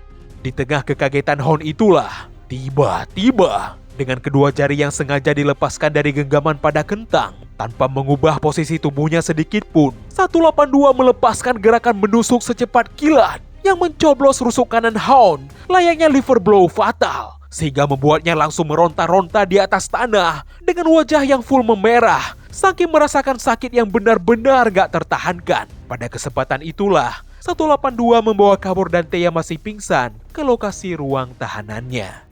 Hound yang kini berhasil menemukan 182. Dia mencabut topeng kreseknya sembari bilang dengan tegas, "Dasar pencuri sialan. Apa guru baik-baik aja?" Sayang 182 nggak bisa ngasih jawaban logis karena saat ini dia masih berada dalam keadaan limbo. Gak berselang lama, Hound membawa 182 ke markasnya untuk disiksa para bawahan, di mana di markas itu terpampang lukisan wajah almarhum tangan kanan Hound yang bernama Didat. Meski 5 jari tangan kiri 182 udah dipatahkan dan sekujur tubuhnya terluka parah, dia gak meronta sedikit pun atau bicara tentang keberadaan guru. Dari mulutnya cuma keluar permintaan terhadap Fogg. Kalau diberikan, baru dia bersedia ngasih tahu kemana si guru pergi. Ngeliat dua bawahan mau lanjut mematahkan jari kaki 182 supaya mau buka info, yang pastinya 182 melawan. Anggota Hound nomor 2 yang baru bernama Slick bilang ke Hound yang duduk di sampingnya di atas sofa, "Pada kondisi itu, bukankah bajingan itu gak merasakan rasa sakit lagi? Hound, berikan aja satu Fogg padanya. Penyiksaan ini cuma buang-buang waktu aja." Mendengar Hound menolak idenya, Slick pun bilang lagi, "Memangnya apa yang perlu ditakutkan, Hound? Gak mungkin si kecil kurus itu menakutkan, iya kan?" Hound merespon dengan wajah serius, "Apa kau cuma menganggapnya sebagai bocah kurus? Lihatlah, tubuhnya dilatih dengan ekstrim. Lemak tubuhnya mungkin hanya berada di bawah sekitar 5%. Dia cukup bagus, bentuk yang sempurna." Seluruh anggota Hound lain yang sedang latihan barbel Slick yang kesal pun bilang, "Apa sih bagusnya? Apa kau nggak tahu? Kalau tanpa lemak, kau akan menerima pukulan yang lebih menyakitkan." Tapi dia kelihatannya nggak merasakan sakit, tukas Hound. Slick menjawab, "Hound." Para Shoulders lainnya mulai bergerak juga. Kabar tentang guru berada di desa Tofu udah terungkap. Kalau guru sampai jatuh ke tangan Shoulders lainnya, jangan harap kita akan punya kesempatan. Lagian kau merusak aliansi tanpa pikir panjang. Kalau aku pikir-pikir tentang hal itu, menghabisi Tower adalah sebuah kesalahan. Kesalahan katamu? Bagi mereka yang menyakiti saudara kita, cuma ada balas dendam dengan darah. Jangan bertingkah seperti orang bodoh. Tegas Hound yang membuat Slick langsung berkeringat dingin. Kemungkinan besar dulunya Didat mati di tangan Tower. Slick yang mencoba mengalihkan emosi Hound pun bilang, "Kalau kau lebih memikirkan tentang hal itu lagi, maksudku kita harus mengumpulkan Fog. Mendiang Didat pasti menginginkan hal itu juga." Tiba-tiba Hound memukul meja di depannya yang membuat Slick langsung ketakutan. Setelahnya Hound pergi ke depan lukisan Didat seraya bilang, "Tentu kita nggak akan membiarkan kematian Didat menjadi sia-sia. Demi dia, kita pasti akan naik bersama. Bersulah untuk Didat," kata Hound yang kemudian meminum bir kaleng yang udah disiapkan. Siri anggota lain memberikan hormat atas ritual Hound kepada mendiang Didat. Bahkan ada yang menangis terharu. Tiba-tiba Hound malah muntah hebat. Bahkan sampai muncrat membasahi lukisan Didat, seakan nunjukin Didat sedang menangis dari neraka. Kepada anggotanya yang mau mendekat karena merasa khawatir, Hound bilang dengan tegas, "Sialan, jangan ribut kalian. Aku cuma tersedak." Padahal dalam benaknya, Hound kepikiran kalau ini terjadi akibat 182 mengincar rusuknya dengan tepat dan menusuk. Hound yakin sejak saat itu fungsi hatinya semakin memburuk, makanya nggak bisa lagi menghandle minuman bir. Hound yang kesal meremas kaleng bir di tangannya, lalu melemparnya hingga terkena kepala 182. Setelahnya Hound mendekati 182 sembari bilang, "Hei, aku nggak tahu tentang yang lainnya, tapi kau nggak bisa membohongi mataku. Yang kau lakukan itu bukan keberuntungan, itu adalah teknik. Khususnya di Fogland, di mana orang hanya percaya kekuatan dari Fog dan mulai bertarung. Kau menggunakan Krav Maga, bukan? Lalu sepatu itu, apa sebenarnya kau tentara?" Sekarang kita pindah ke Dante bersama Rambutan dan Lishi yang saat ini terlihat kemungkinan udah mendekati gerbang keluar Fogland. Baru aja Dante merasa antusias ngelihat pintu gerbang tersebut, tiba-tiba Rambutan menariknya sedikit menjauh ke balik tembok untuk sembunyi, karena ada menara pengawas di dekat pintu tersebut. Sembari mengintip bersama-sama dari balik tembok, Lishi bilang ke Dante yang mau pergi sendirian ke sana, "Jangan gila, apa yang akan kau lakukan sendirian? Apa kau akan mengetuk pintunya? Mungkin hanya mendekati pintunya aja." Belum habis Lishi bicara, tiba-tiba nongol orang lain di samping Lishi yang menyambung ucapannya, "Mereka akan menembakmu. Mereka akan mulai menembak kalau kau mendekati pintu itu." Seketika Lishi, Rambutan sekaligus Dante sangat heran suara siapa itu barusan. Spontan Lishi terperanjat sampai jatuh terduduk ke belakang saat melihat kepala seseorang keluar begitu aja dari lubang tanah. "Apa ini? Kentang manis?" kata Dante yang terkaget-kaget. Drillhead yang marah mendengar itu langsung berteriak lantang, "Jangan panggil aku kentang manis, keparat!" Dari situlah Dante teringat kalau orang itu adalah salah satu orang yang pernah ikut kelasnya baru-baru ini. Mendengar itu spontan Rambutan langsung berdiri paling depan sembari bilang, "Dante, mundur. Orang ini, dia adalah seorang shoulder." Belum juga hilang rasa kaget Dante mendengar itu, tiba-tiba para bawahan Drillhead mendatangi mereka dengan berlari, dan anehnya mereka semua mengenakan kerucut lalu lintas di kepala mereka sebagai solidaritas kepada Drillhead. Setelah para bawahan ini mengepung tim Dante dalam lingkaran, barulah Drillhead melompat dari bawah tanah untuk mengenalkan dirinya. Dengan tegas Drillhead bilang, "Aku Drillhead adalah orang yang paling mendekati menjadi pemimpin tertinggi. Guru, ikutlah bersamaku," kata Drillhead sembari menerjang ke Dante untuk menangkapnya. Tapi Rambutan langsung mengerahkan roundhouse kick berotot yang menghantam wajah Drillhead dengan keras sembari bilang dengan lantang, "Enggak, guru akan pergi bersama kami." Tendangan berputar itu sampai membuat Drillhead terhempas hebat ke belakang. Usai recover dari hempasan itu, Drillhead yang kesal ngelihat upayanya diganggu langsung mengerahkan stance balet dan kemudian berputar secepat yang dia bisa. Dengan putaran sekencang itulah, Drillhead melompat ke bawah melubangi tanah, lalu menembus bawah tanah itu dengan kecepatan tinggi, hingga secara tiba-tiba muncul kembali di belakang Dante. Memang Rambutan mencoba melawan dengan tendangan kapak yang dihujamkan keras-keras ke tanah, tapi hebatnya Drillhead mampu menghindarinya dengan gampang. Bahkan setiap kali Drillhead muncul di permukaan tanah di titik yang berbeda, dia selalu berhasil menghindari secara nyaris, seperti sedang mempermainkan rambutan dari balik tanah. Alhasil yang terjadi, cuma kehancuran tanah yang sia-sia dan menakutkan bagi Dante. Hingga di satu momen, Drillhead memfokuskan matanya pada bokong rambutan, sebuah celah yang sempurna. Dalam satu ledakan tenaga, dia melompat dan melancarkan tusbol memalukan yang mengingatkan pada jurus iseng Kakashi. 1000 tahun kematian, tapi kali ini dijalankan dalam versi Mount. Hantamannya membuat rambutan terpental dalam keadaan berputar, sembari menahan rasa sakit yang gak terkira. Ngelihat itu pastinya Lychee pun panik dan meneriakkan nama rambutan. Tapi suaranya membuat para bawahan Drillhead langsung sadar kalau ada sosok wanita di dekat mereka. Sosok langka yang sulit mereka temukan, yang otomatis membangkitkan dahaga bejat mereka. Dalam sekejap Lychee pun langsung jadi rebutan bawahan Drillhead yang udah lama menahan nafsu.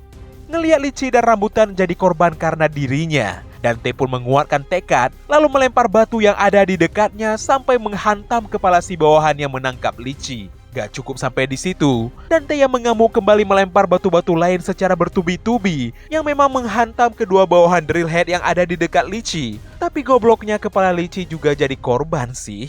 Setelah Lychee menyeru Dante agar bangun sambil memegang tangannya, barulah Dante tersadar dari amukannya dan berusaha kabur secepat mungkin dari sana berdua dengan Lychee. Mendengar Drillhead bilang kalau Lychee wanita yang cantik, rambutan yang kesal dan bokongnya masih kesakitan, langsung melesat secepat kilat untuk menyelamatkan Lychee yang berusaha kabur. Tapi secara bersamaan dari bawah tanah, Drillhead menangkap Dante dan membawanya ke bawah permukaan. "Dante!" teriak rambutan yang panik seiring Dante ikutan teriak histeris karena tubuhnya berputar-putar dengan cepat akibat putaran tubuh Drillhead yang melubangi jalan entah kemana. Sekarang kita kembali ke markas Hound. Ngelihat 182 yang terbaring di lantai, sama sekali gak menjawab pertanyaannya tentang apakah dirinya seorang tentara, pasukan khusus atau semacamnya. Hound pun bilang, "Asal kau tahu, aku juga seorang tentara. Aku orang yang terbiasa bertarung di medan tempur sebelum datang ke Falkland." Setelahnya Hound pun mau cabut sebentar dari sana, gak lupa dia bilang kepada tangan kanannya, "Slick, kalahkan orang itu. Tunjukkan padanya semua trik kotor yang kau miliki. Jangan berikan dia Fox satupun," kata Hound yang kemudian keluar markas sambil membanting pintu. Siapa sangka Slick bukan orang yang menaruh hormat kepada Hound. Begitu Hound udah jauh dari markas, Slick pun bilang ke seluruh anggota, "Dasar bajingan gak bertanggung jawab. Perlu kalian tahu, Hound gak punya kualitas untuk menjadi seorang pemimpin. Memangnya harus Hound yang akan menjadi pemimpin tertinggi? Jika ada banyak Fox, maka siapapun punya kesempatan. Inko, kau jago menggambar bukan? Satu sisi kau juga punya kualitas untuk menjadi seorang pemimpin tertinggi. Bulk, kau tahu cara menggunakan beban dengan baik. Kita semua punya potensi masing-masing. Sedangkan sebenarnya aku merasa IQ aku meningkat belakangan ini. Sedikit demi sedikit setiap pagi ketika aku membuka mata, aku menyadari kalau Hound itu bodoh. Sekarang mencoba menjadi seseorang yang hebat via kekuatan, itu logika yang udah ketinggalan zaman. Sekarang adalah zamannya otak. Di dunia ini, otak pintar itu adalah kekuatan. Terus, apa yang akan kau lakukan? Tanya Bulk penasaran.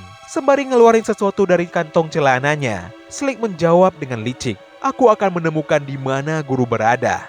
Tapi, aku gak akan berbagi dengan Hound. Sekarang kalian putuskan sendiri siapa yang akan kalian ikuti," kata Slick yang kini udah jongkok di dekat 182 dengan maksud memprovokasi anggota lain agar berkhianat. Setelahnya Slick bilang kepada 182 yang masih tergeletak, "Hei bocah, apa kau sangat menginginkan ini? Maka akan kuberikan padamu," kata Slick yang ternyata di tangan kanannya udah ada segumpal bola Fox. Dengan sengaja Slick memainkan bola Fox di lidahnya untuk menekan 182. Slick bilang, "Sebagai gantinya, jadilah bawahanku. Kau bisa membagi informasi tentang guru nanti. Kau gak akan pergi dari sini tanpa Fox. Pikirkanlah lagi tawaranku ini. Aku gak memberikan kesempatan kedua," kata Slick yang kemudian menelan bola Fox itu ke dalam kerongkongannya. Slick gak sadar kalau dia udah mempermainkan orang yang salah. Karena secara tiba-tiba 182 bangkit dari rebahannya dan langsung melesat sekuat tenaga untuk melahap bola Fox yang ada di kerongkongan Slick secara sadis. Dalam sekejap leher Slick tercabik secara fatal, membuatnya tewas mengenaskan dengan darah menyembur deras kemana-mana. Saking cepatnya lesatan 182, anggota Hound yang lain cuma bisa terkaget-kaget saat ngelihat Slick yang tewas secara tiba-tiba dalam keadaan tenggorokannya yang terkoyak. Di tengah kekagetan mereka, 182 yang udah kelar melahap bola Fog kini memancarkan aura kemarahan yang ganas dari matanya. 182 siap mengamuk untuk membantai habis semua yang ada di sana sampai gak bersisa. Oke, kita pindah sebentar ke Drillhead yang udah membawa Dante ke markas bawah tanahnya. Setelah memberikan ucapan selamat datang ke Dante, kalau sekarang dirinya udah berada di kerajaan bawah tanah Drillhead, si kepala kentang langsung menginterogasi Dante yang kini terduduk pasrah di kursi. Drillhead yang juga duduk di kursi di mana mereka berdua dikelilingi para bawahan, bertanya ke Dante, "Guru, apa kau beneran bisa membuat fog? Orang dari desa Tofu bilang begitu. Kalau kau membuat fog dalam sekejap dan memakan fog itu lalu mematahkan leher si Tower." Dante gak menyangka rumor bodoh itu bisa beredar begitu aja. Tapi saat Dante mau menepis kebenaran rumor itu, seketika dia teringat saat dia bilang kalau nggak tahu tentang Fog kepada si Tower malah nggak segan-segan mau menghabisinya. Makanya Dante terpaksa menjawab, "Ya, itu benar. Aku membuat Fog besar dengan cepat dan menelannya. Si Tower itu jatuh di pahaku seperti menara Pisa." "Omong kosong! Jangan bohong! Aku nggak sebodoh para shoulder lainnya. Aku nggak percaya pada tahayul berlebihan yang mengatakan kalau guru sains bisa membuat Fog. Aku seseorang yang gak mempercayai itu," tegas Drillhead dengan wajah kesal. Dan tim merespon, "Tahayul? Jika gak ada satu orang pun yang tahu cara membuatnya, maka harusnya Fog itu gak ada." Tapi Drillhead langsung menyanggah dengan bilang, "Enggak, Fog bukan dibuat. Karena suatu hari, tiba-tiba itu jatuh begitu aja dari langit. Itu seperti hadiah dari Tuhan," kata Drillhead dengan dramatis yang membuat Dante makin keheranan. Seketika Dante teringat cerita guru etika sebelumnya. Kalau 50 tahun yang lalu, sebuah meteor besar menghantam tengah gurun. Apa mungkin meteor itu sumber dari Fog? Kata Dante yang penasaran dalam hatinya. Mendengar Drillhead bilang kalau 50 tahun udah berlalu, sehingga beredar rumor kalau gak banyak Fog yang tersisa, makanya semua tahanan berjuang mati-matian untuk mendapatkannya. Dante mengambil kesimpulan sementara kalau Fog adalah sumber daya yang terbatas. Setelahnya Drillhead membawakan Dante orang yang baru aja mati karena mengkonsumsi Fog. Drillhead pun bertanya, "Dari darah orang ini, apa kita bisa memisahkan Fognya secara ilmiah dengan semacam alat 3D atau apapun itu?" Dante yang terinspirasi dengan kata pemisahan dan mendapat cekikan di leher, menjawab dengan percaya diri, "Itu bisa dilakukan, bahkan dari udara sekalipun bisa dikumpulkan," kata Dante yang membuat Drillhead shock bukan main. Keesokan paginya, terlihat Hound yang pulang ke markas untuk mengajak bawahannya sarapan, tersentak kaget saat ngelihat semua bawahannya udah tewas gak bersisa. Dia mengamuk dan berteriak sejadi-jadinya, sedangkan pelakunya alias 182 kini berada di ruang makan Chow Hall dengan tangan kiri yang membesar secara misterius. 182 sengaja main serobot antrian begitu aja, yang membuat tahanan lain yang udah ngantri termasuk pembagi makanan protes keras. Ngelihat orang di sekitarnya gak peduli dengan permintaannya tentang air, tanpa ragu 182 menghantam meja pembagi makanan keras-keras dengan tangan kirinya, yang membuat semua orang di sana spontan ketakutan. Sekembalinya 182 ke lokasi persembunyian rambutan, di mana dinding atap yang jebol digunakan untuk menyinari kentang dalam air gelas, 182 terduduk diam cukup lama, hingga kesabarannya menghilang karena kentang itu nggak kunjung tumbuh. Merasa dirinya ditipu mentah-mentah, 182 bertekad akan menghabisi guru tanpa ampun. Sedangkan Dante sendiri, saat ini sedang merayakan keberhasilan dirinya menyerap air fog dari udara menggunakan jaring kabut. Dalam hatinya Dante bilang sambil tersenyum, "Aku seorang jenius. Aku selamat. Sekarang gak ada seorang pun yang bisa menggangguku." Selagi Dante sibuk merayakan keberhasilannya, Rambutan dan Lychee saat ini mencoba mengajak tahanan lain yang kelihatan polos untuk kabur dari Fogland bersama-sama. Meski mereka mengaku tahu cara untuk keluar dari sana, tahanan yang polos itu langsung ngeluarin pisau dari balik baju sembari bilang, "Berhentilah bicara omong kosong dan menyingkirlah." Ngelihat itu Rambutan dan Lychee terpaksa lanjut pergi berdua. Menurut Lychee gak peduli terlihat sepolos dan sebodoh apa seseorang, di Fogland ini gak ada seorang pun yang gak tahu tentang hal itu. Sambil berkeringat dingin Rambutan merespon, "Kukira satu-satunya orang yang gak tahu hal itu adalah Dante. Hal itu ada di peta, dekat persembunyian Drillhead," tegas Lychee dengan wajah serius. Jadi, apa sebenarnya hal itu yang dimaksud mereka berdua? Mimin sebenarnya juga belum tahu sih, dan juga belum ada bayangan. Jadi kita lanjut dulu ceritanya. BTW penangkap fog yang digunakan Dante sebelumnya adalah sebuah alat penghasil air dari udara di negara kering atau daerah kemarau. Prinsipnya sederhana. Air yang menguap di udara mengembun menjadi titik air ketika suhu turun. Saat fajar, pada saat suhu masih rendah, kelembapan pada fog diperangkap dengan jaring dan diubah menjadi air. Tinggal gantikan jaring dengan kasa nyamuk, lalu bagian bawahnya dibentuk melengkung, maka hal itu akan mengarahkan embun ke area pengumpulan. Air yang terkumpul dengan cara itu udah pasti mengandung banyak fog. Berhubung kelembapan di Falkland lumayan tinggi, dan tidak menyangka bisa membuat fog lebih banyak dari perkiraan. Ngelihat air fog murni yang dikumpulkan sebanyak itu, Drillhead yang penasaran langsung mencoba mencicipinya. Begitu udah menelannya, seketika mata Drillhead terbuka lebar dan dia pun bilang, Rasa ini fog, ini beneran fog. Kita udah mendapatkan fog yang gak terbatas. Teriak Drillhead sembari menari balet yang diikuti para bawahannya. Spontan para bawahan itu melempar-lempar Dante ke atas untuk merayakan keberhasilannya yang sangat luar biasa. Gak berselang lama, Dante langsung menjadi sosok terhormat di markas Drillhead dan bahkan diberikan pakaian formal berdasi. Drillhead berjanji mulai sekarang gak ada seorang pun yang akan mengganggunya lagi. Secara resmi Drillhead menjadikan Dante salah satu anggotanya yang mendapatkan penghormatan tertinggi. Menurut Dante, Drillhead adalah orang paling dekat yang akan menjadi pemimpin tertinggi. Berhubung ucapan 182 waktu itu di ruang makan, kalau mau keluar dari Falkland harus menjadi pemimpin tertinggi. Rencananya Dante akan menggunakan Drillhead untuk menghubungi pihak pengelola Falkland.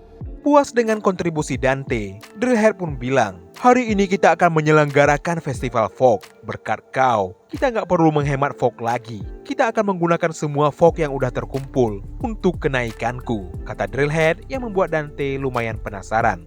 Usai menumpukkan banyak bola fog ke dalam sebuah wadah besar, pasukan Drillhead langsung pesta pora, membunyikan alat musik jalanan seperti drum dan trompet buatan sampai Drillhead sendiri yang menghentikan permainan musik mereka. Drillhead pun segera berdiri di hadapan wadah besar fog tersebut untuk bilang ke seluruh anggotanya, Aku Drillhead, raja bawah tanah dan para pasukan drillku.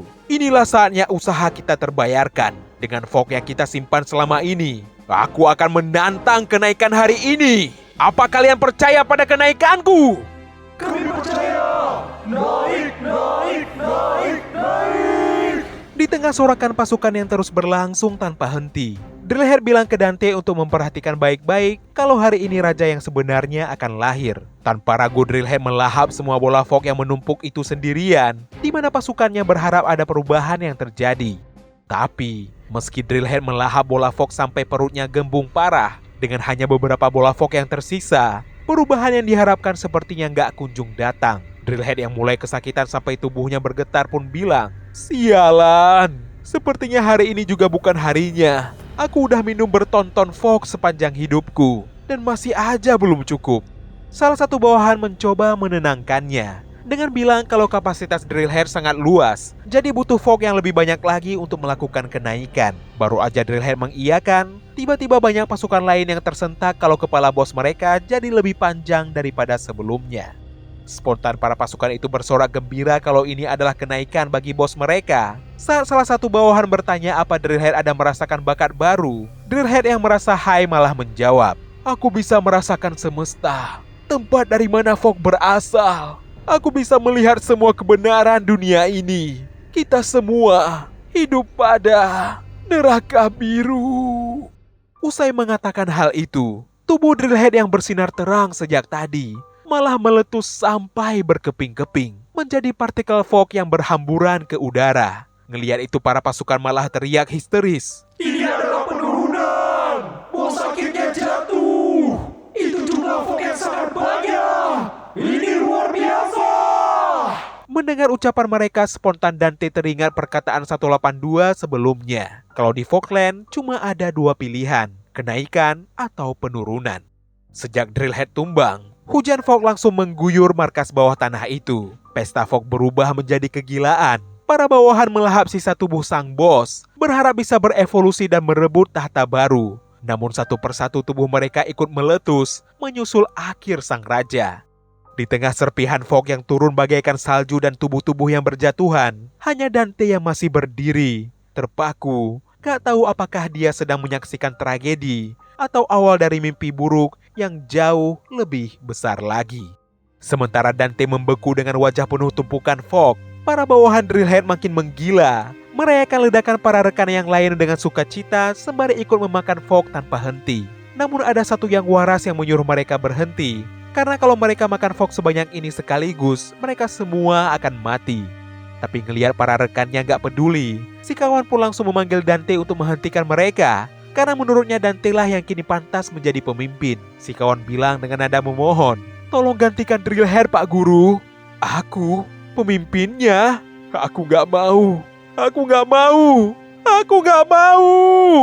Jerit Dante yang kemudian berlari kabur secepat mungkin dan segera dikejar oleh pasukan Drillhead.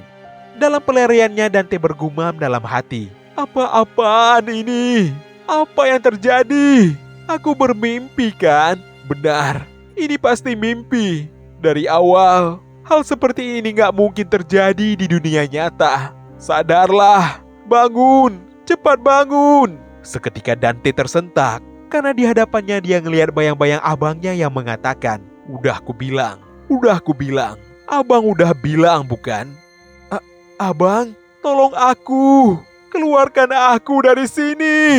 teriak Dante dengan wajah pucat. Bayangan si abang menjawab, "Kau masih belum paham, gak peduli seperti apa rupamu, itu cuma topeng konyol, topeng seorang pengecut," kata si abang yang entah kenapa wajahnya seperti bola besar di mata Dante. Mendengar itu Dante menangis sejadi-jadinya sambil meneriakkan kata cukup yang menggema keras di dalam terowongan bawah tanah. Sebenarnya ada alasan kenapa Dante ngelihat wajah abangnya seperti bola. Dia mengalami gangguan yang bernama prosopagnosia selektif, sebuah kondisi langka yang membuat seseorang gak mampu mengenali wajah seseorang, bahkan orang terdekat. Untuk membedakan mereka, orang itu hanya bisa mengandalkan suara, langkah, atau hal-hal kecil lain yang tersisa. Kebetulan Dante gak ingat wajah abangnya sejak masih kecil dulu. Baginya si abang cuma sebuah lingkaran. Saat Dante kecil menyerahkan hasil gambar keluarga pada abangnya, di mana cuma si abang yang berwajah lingkaran, si abang langsung bilang kalau Dante gak akan menjadi seorang seniman. Anehnya wajah si abang selalu berubah di mata Dante. Kadang seperti orang, kadang seperti badut, seperti wanita yang menangis, dan kadang seperti wajah iblis. Makanya Dante berpikir akan lebih mudah kalau dia ngelihat abangnya cuma sebagai lingkaran.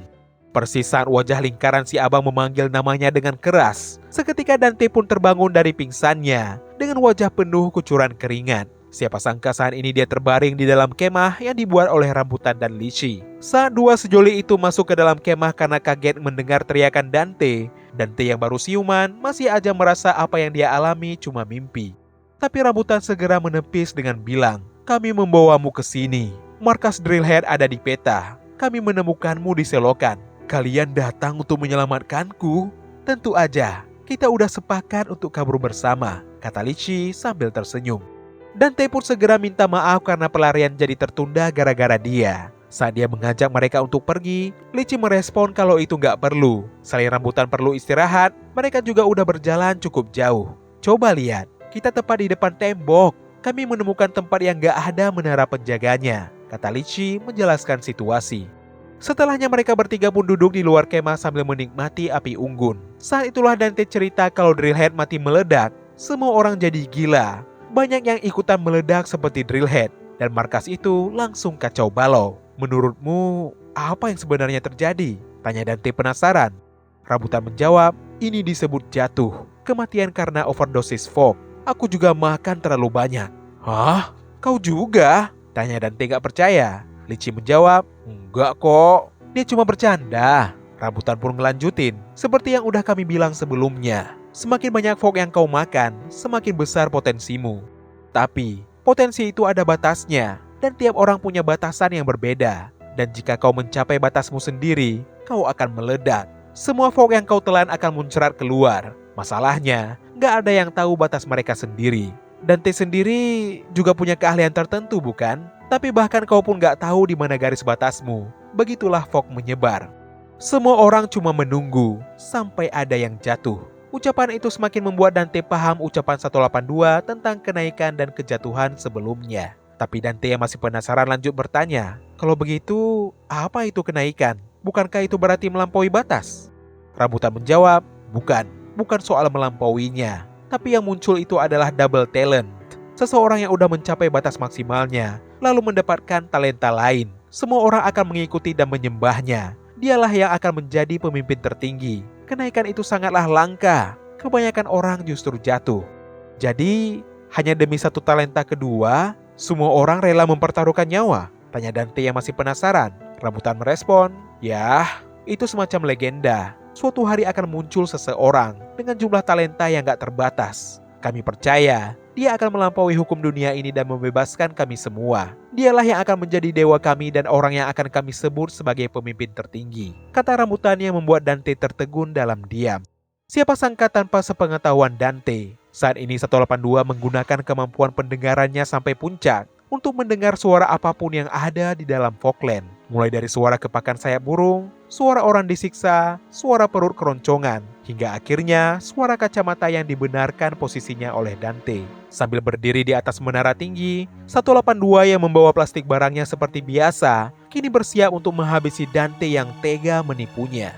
Sementara itu di bekas markas bawah tanah milik Drillhead sebelumnya, terlihat orang-orang yang memakai perlengkapan hazmat mengambil semua fog yang bertaburan di lantai. Di antara mereka ada seorang tahanan yang lengannya ada zipper. Si zipper bilang, "Setiap hari ada aja yang jatuh ya." Wah, orang itu fokus banget. Apa dia juga mau naik ya? Menyedihkan, kata si zipper sambil masukin fog di sana ke dalam tasnya. Namun tiba-tiba seorang pria berjas bilang kepadanya, "Hei turis, jangan ambil sampah itu. Ini ambil," kata si pria sambil nyerahin kantong yang berisikan banyak bola fog. Pastinya si zipper senang mendapatkan itu karena kualitasnya yang luar biasa. Tapi pria berjas langsung bilang lagi, "Apa mereka udah menemukan orang itu?" "Maksudmu si lengan satu?" "Yah, entahlah, mungkin aja udah," ketus si zipper. Si pria merespon, "Udah setahun penuh dan cuma ini yang bisa kau lakukan." "Sejujurnya, menurutku pekerjaan ini gak menguntungkan. Lagi pula ini pesanan dari Biro Operasi Fogland bukan? Harga-harga naik banyak tahun ini. Apa kau gak bisa naikin bayaranku?" tegas si zipper yang mulai kesal. Sambil tersenyum licik si pria menjawab, "Jika kau bawa dia padaku, aku akan memberimu sebanyak yang kau minta."